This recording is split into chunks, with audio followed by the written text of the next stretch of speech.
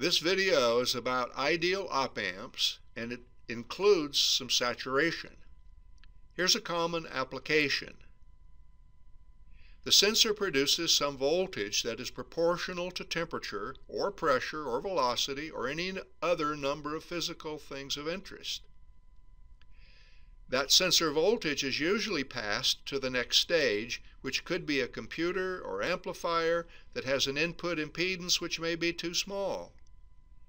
If the amplifier has a small input impedance, then the sinking current into the amplifier is likely to be more than the sensor can provide. However, an op-amp follower or buffer can pass the sensor voltage to the amplifier and provide the current to the amplifier without reducing the sensor voltage. The ideal op-amp model assumes zero input currents, I1 and I2. The ideal op-amp model assumes that through feedback the op-amp will make V2 equal to V1. This is a differential op-amp application, not to be confused with a derivative. V1 and V2 are two input voltages, and VO is the output voltage, all with respect to the same ground. David Williams in a YouTube derives this equation using superposition. Vout is the difference between those two voltages multiplied by the gain, R2 over R1. Here we have an input voltage, V1. The outputs are VA and VB, all with respect to the same ground. Actually, the primary goal is to determine VA minus VB. All the other current and voltage labels are shown to aid in the calculation of VA minus VB as a function of V1. In the ideal op-amp model, the op-amp will make V5 equal to V1 through feedback. V5 is the voltage across R6, which permits I6 to be calculated. In the ideal op-amp model, I5 is 0, and therefore I3 equals I6. Notice that R2, R3, and R4 do not affect I3. Now that I3 and R3 are known, VA minus VB can be calculated. The goal in this circuit is to calculate V2 given V1. Notice that this circuit contains the three previous circuits. Figure 1620, and the differential amplifier and the buffer. Two buffers. Since the buffers draw no current, the voltage across R4 becomes the input voltage to the differential amplifier. In the following examples, the ideal op-amp assumptions will continue, and we'll be able to calculate saturation values. Here we see the op-amp pinout along with positive and negative power supplies. The inverting input is grounded. The non-inverting input is connected to a 1-volt source. What would happen if R1 were 0, that is a wire?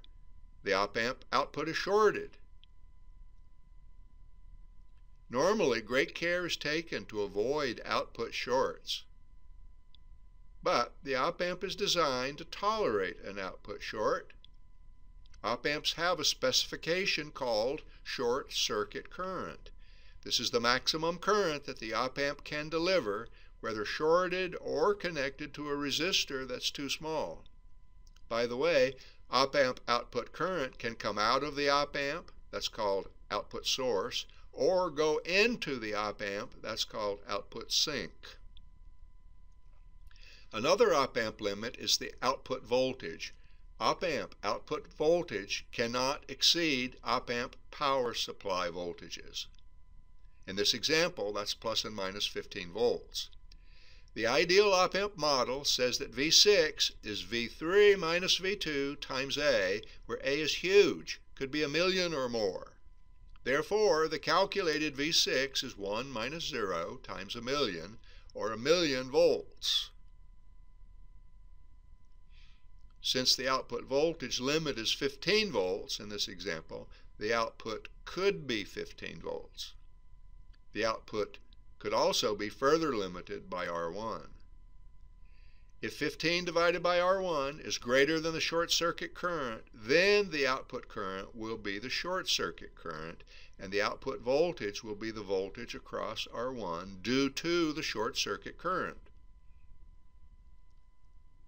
Here is a follower, or a buffer. V out equals V in if the calculated output voltage does not exceed V and the calculated output current does not exceed the short circuit current. If the calculated output voltage exceeds V, then V out could be V if the calculated output does not exceed the short circuit current. If the calculated I out exceeds the short circuit current, then I out equals the short circuit current and V out equals the voltage across R. Here's an inverting amplifier. V out equals V in times that ratio only if V out peak does not exceed V and I out peak does not exceed I short circuit. If the calculated output peak exceeds the supply voltage, then output peak could be the supply voltage, but only if I out peak does not exceed the short circuit current. The output voltage will be I out times RL in all cases. Here's a non-inverting amplifier. V out equals V in times that gain if the calculated output peak does not exceed V and the calculated I out peak does not exceed I short circuit. If the calculated V out peak exceeds V, then V out peak could be V, but only if I out peak does not exceed the short circuit current. In all cases, the output voltage will be I out divided by RL. This is a voltage to current converter. The current through R2 is I2. That's VA divided by R2 if nothing saturates. A few calculations will reveal any saturations. The transistor equations are IC over IB equals beta and IE over IB equals beta plus 1. VBE is assumed to be 0.7 volts, and now all other voltages and currents can be calculated.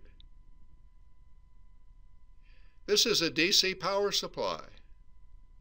It's AC input voltage, a center tap transformer, 2 rectifier diodes, a large capacitor that charges up to a DC value, a Zener diode that establishes a small DC voltage, another Zener diode that establishes a smaller DC voltage. Call this voltage V+. The transistor should turn on just enough to make V+ here also. That will make I3, which is equal to V+ divided by R3. This has to be I3 also. The voltage across R5 is the power supply output voltage.